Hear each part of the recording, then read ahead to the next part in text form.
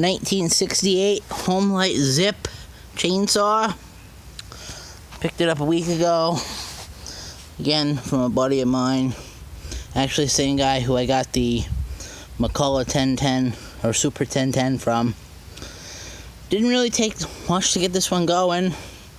And as you can see, this one is in pretty much, well, I wouldn't say mint, but it's in excellent condition for the age. Really doesn't look like it's been used a whole hell of a lot. Didn't take much to get it running. It already had spark, so I didn't have to touch the points or anything like that. I took and I rebuilt the carburetor,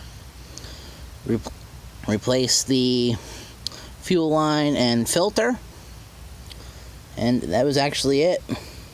Just kind of getting it tuned in now.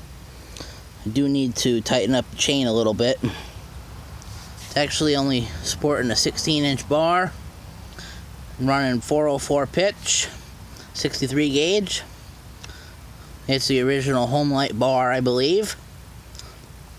And chain does need to be sharpened. You can see it's just throwing some sawdust.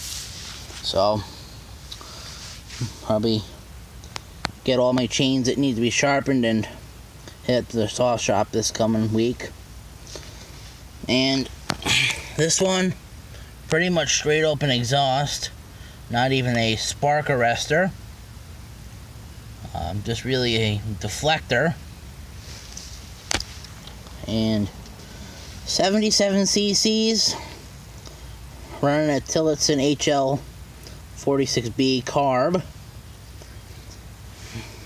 And I do have the carburetor cover. It's just off because I'm adjusting it at the moment. So, thanks for watching, guys. See you in the next video. Bye.